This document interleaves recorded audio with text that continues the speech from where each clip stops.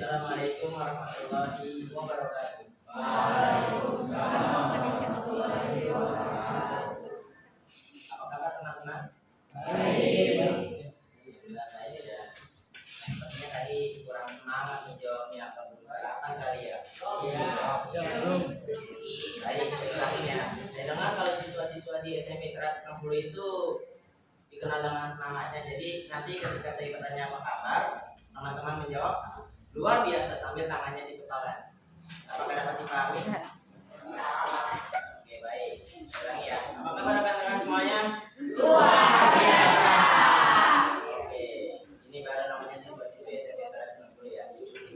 Rekan-rekan sebelumnya kita mulai saja untuk mempersingkat waktu juga agar acara kegiatan ini berjalan dengan baik dan lancar. Sebelum kita memulai kegiatan bimbingan kelompok pada hari ini, sebelumnya kita berdoa terlebih dahulu.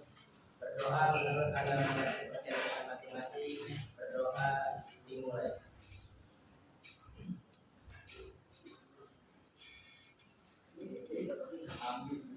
Berdoa selesai. Teman-teman pasti bertanya-tanya nih, atau sudah ada yang dapat kabar nih, kenapa dikumpulkan di sini? Belum tahu nih. Baik. Adapun tujuan dari kegiatan bimbing kelompok ini adalah upaya pengembangan diri yang dimana agar kita berlatih untuk bisa mengeluarkan pendapat, ide, saran maupun menerima menanggapi keadaan teman-teman di sekitarnya atau anggota kelompok. Selain itu kita dapat memperoleh informasi dan pemahaman yang baru. Apakah dapat dipahami teman-teman? Baik. Kesempatan kali ini kita akan melaksanakan bimbingan kelompok. Sebelumnya teman-teman ada yang sudah pernah mengikuti kegiatan bimbingan kelompok seperti saat ini? Belum ya? Masih familiar ya menurut kalian? Baik, jika belum akan saya jelaskan nih sedikit terkait dengan bimbingan kelompok itu apa sih.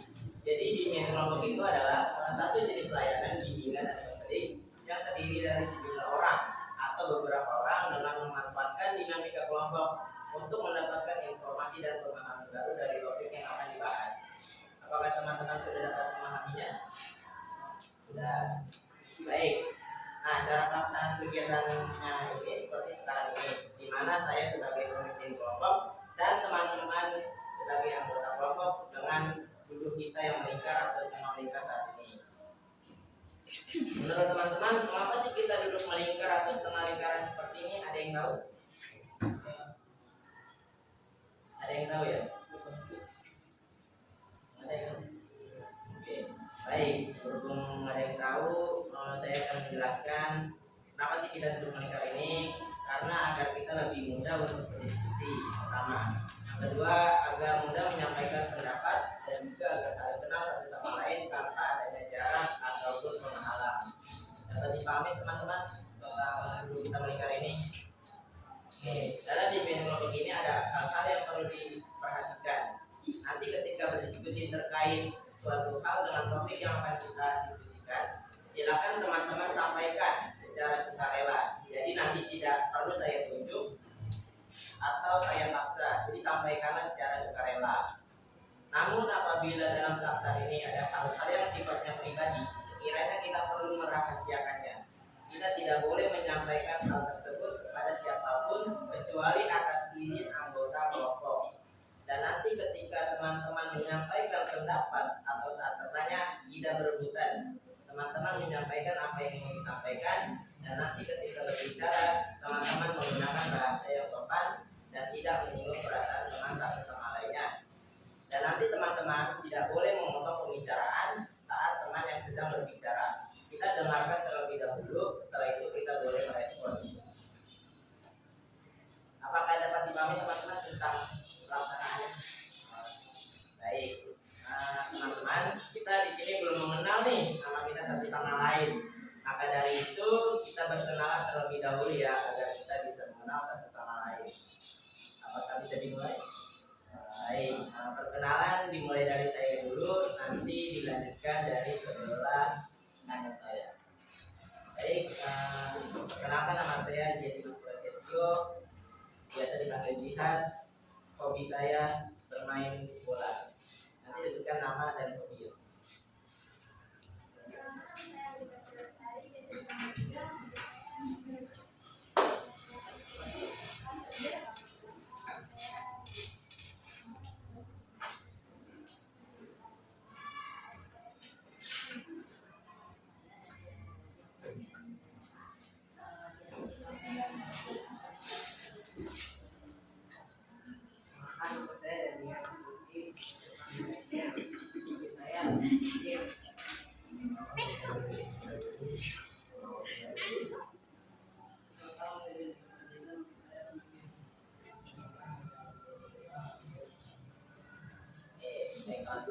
melakukan pengenalan nama, namun kita tidak sampai di situ ya teman-teman. Kita lakukan rangkaian nama dimulai dari orang pertama menyebutkan namanya, terus nanti begitu selanjutnya sampai orang terakhir menyebutkan nama orang yang pertama. Apakah dapat dipahami teman-teman? Bisa ya. Mulai dari saya dulu ya. Saya Giat, tadi sudah saya.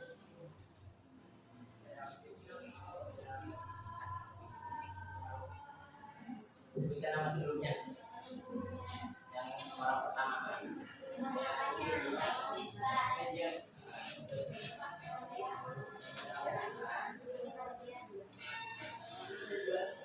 Berarti dari orang pertama kedua ketiga.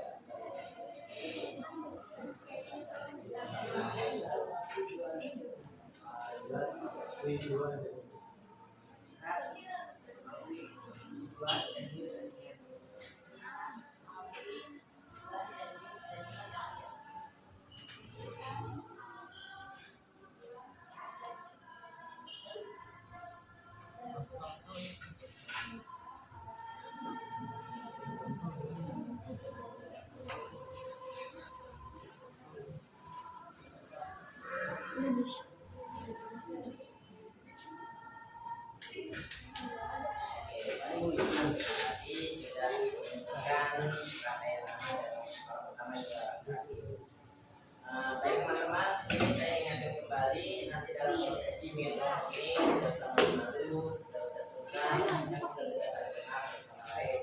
Dan jika nanti ada yang bersifat rahasia, saya mohon silakan teman-teman untuk menjaga kerahasiaannya. Silakan teman-teman mengungkapkan rela dan juga tidak usah ada yang ditutup karena kita senang saling mengenal dan kita teman sambil kelas. Apakah teman-teman sudah siap melakukan pendidikan bimbingan kelompok pada pagi hari ini? Iya. Ya. Baik, jadi dalam kegiatan bimbingan kelompok kali ini kita akan membahas masalah-masalah umum, contohnya seperti bullying, pencegahan narkoba, dan lain-lain. Namun pada kali ini saya akan memakai topik tugas itu tentang topik pembahasannya yang sudah saya siapkan sebelumnya, yaitu tentang pelecehan seksual di kalangan remaja. Kenapa sih kita membahas topik ini? Ada yang tahu? Kenapa diperkosa? Silakan dulu.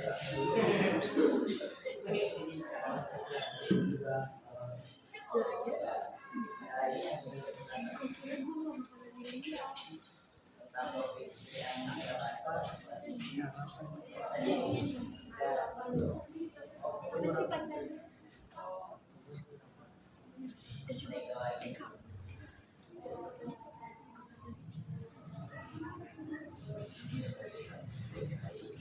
apakah ada lagi yang menanggapi? Karena topik ini sangat penting teman-teman. Jadi itu merupakan perilaku yang seksual yang meningkatkan negatif di malu dan seterusnya. Lalu itu bisa seperti yang menghina, gambar atau tulisan yang merendahkan, dan lelucon cabul dan candaan tentang seks. Nah, menurut teman-teman nih, apa sih yang dimaksud dengan pelecehan seksual itu? Nah, teman-teman tahu? Apa yang tahu?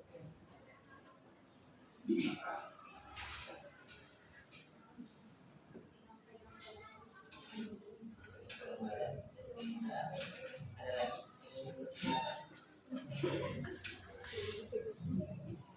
Tidak ada. Oke, baik. Tentu jawabannya seperti pegangan gitu ya, chattingan, bilang pantas. Jadi pelecehan seksual itu satu perilaku yang mengarah pada hal-hal seksual seperti yang tadi disebutkan, memegang yang tidak perlu dipegang gitu kan, secara sepihak dan perilaku yang tidak senonoh atau diharapkan oleh orang yang menjadi sasarannya, menimbulkan reaksi negatif yang tadi sudah saya sampaikan. Kalau masih ciri-ciri pelaku dari pelecehan seksual, orang melakukan pelecehan seksual, ciri-cirinya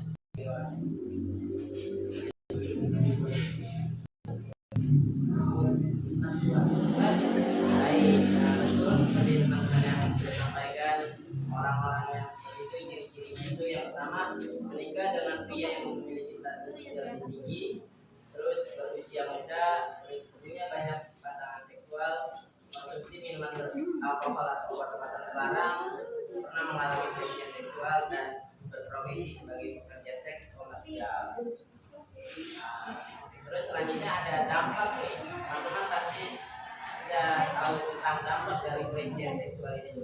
Ada yang bingung dampak depresi, lagi malu, baik betul. Dari jawaban teman-teman, dampaknya itu bisa depresi yang pertama. Dan orang yang sudah pelecehan seksual itu dia pasti bakal istilahnya gila ya, dia minum arak, yang mana malu karena dia tidak pernah melakukan hal-hal di luar batas. Dan yang tadi trauma, karena orang yang sudah mengalami pelecehan seksual itu pasti traumanya itu sangat lama untuk disembuhkan. Dan di sini saya akan memperlihatkan kembali menurut di sini pertama dampak psikologis dari pelecehan seksual itu akan mengalami trauma yang dalam.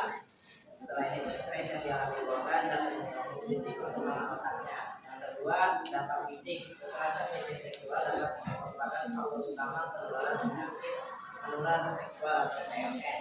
Selain itu, korban juga berpotensi mengalami luka internal dan perdarahan. Ada kasus yang parah, kerusakan organ internal dapat terjadi. Kedua dampak fisik tersebut, kekerasan seksual merupakan pada anak merupakan faktor utama penularan penyakit menular seksual. Nah, teman-teman sudah tahu nih kian dampak di pelaku. Kita lanjut ke cara menghindari pelecehan seksual. Menurut teman-teman, bagaimana sih cara menghindari dari pelecehan seksual itu?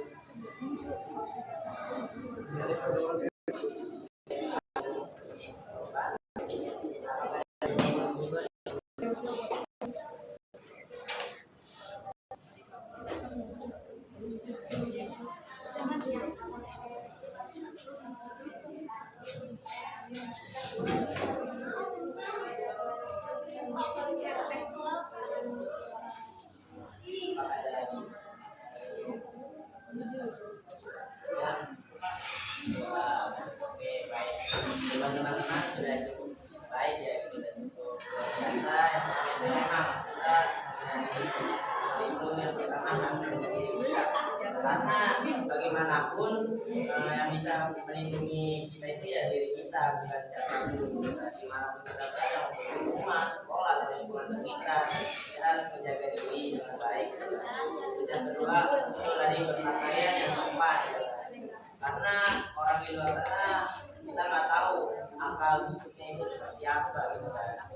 Mungkin yang sudah tertutup aja masih punya hawa nafsu yang di luar nalar gitu kan, apalagi orang yang mengubah Allah atau yang misalkan yang perempuan yang Islam tidak memakai jilbab itu kan seharusnya menjadi malah itu dari pelecehan seksual. Maka dari itu kita perlu menjaga diri, menutup bagian yang harus ditutupi.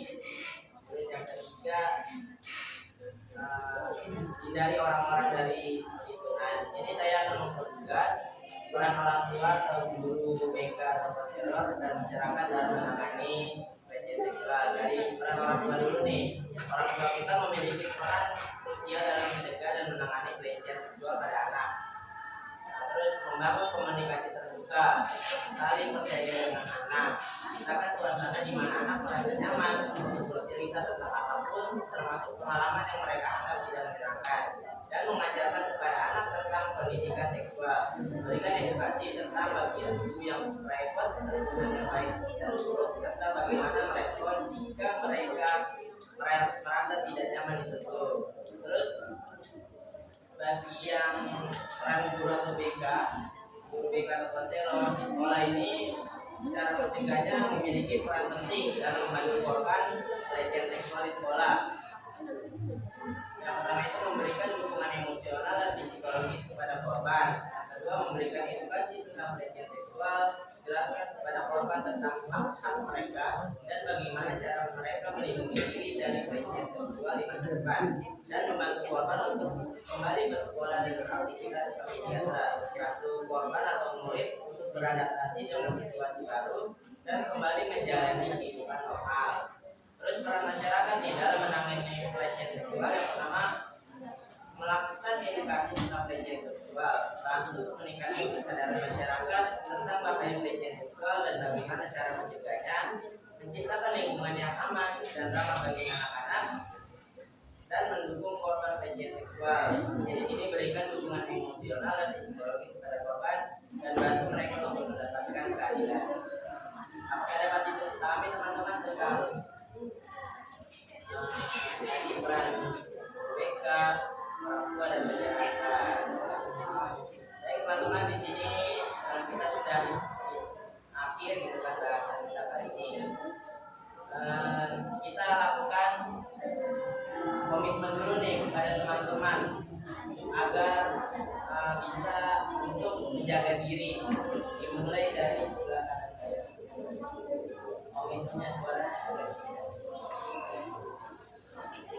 Komitmen agar terhindar dari pelecehan seksual.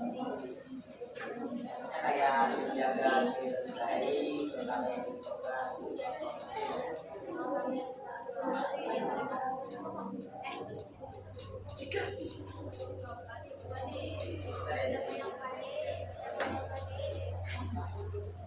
Terus yang selanjutnya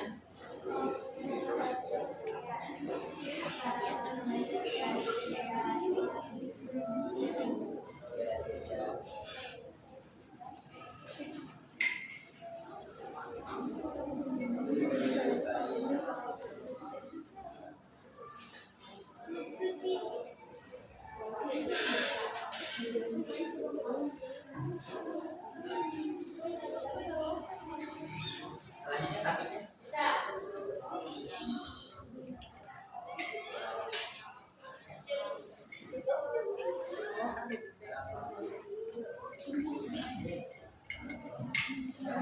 Ya, ini.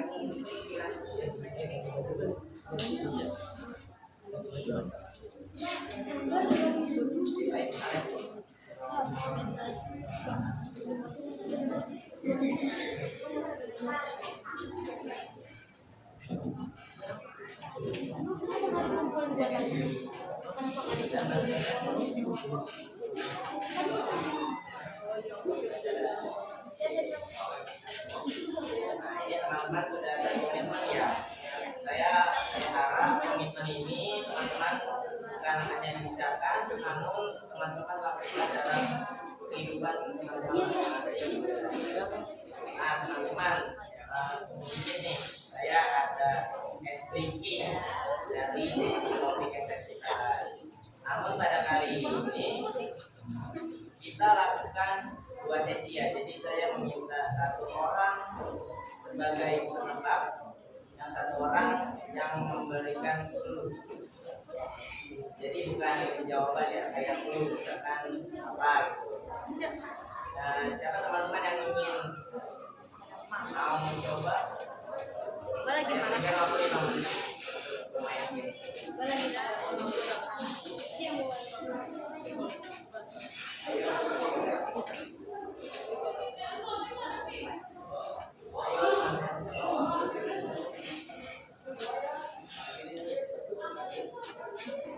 Siapa yang mau mencoba? Yang 1 nebak, yang 1 memberikan. Yang mau ini yang mau nebak atau yang mau? Nah, oke.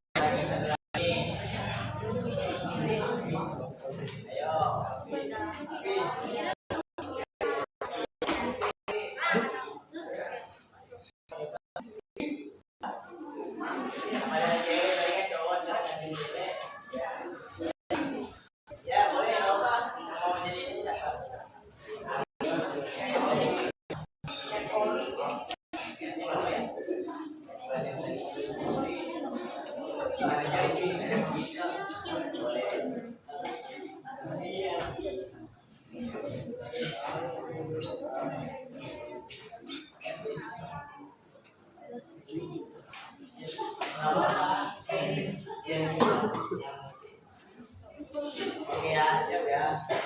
Mulai dari sini. Ayo.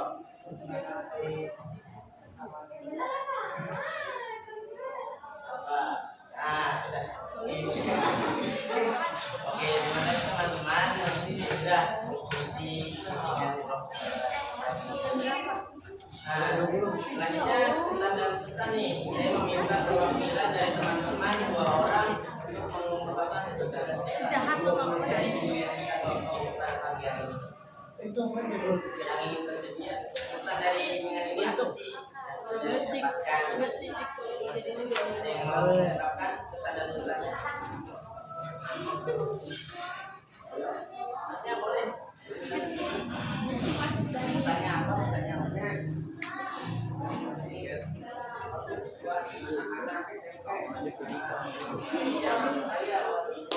Awalangan ya. Ada lagi pesannya.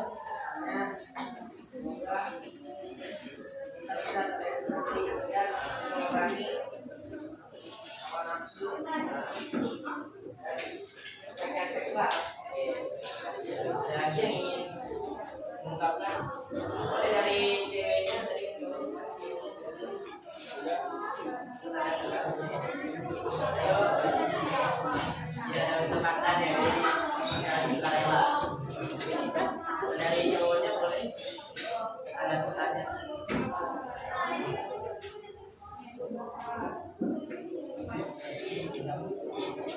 Teman-teman, waktu berjalan. Satu lagi.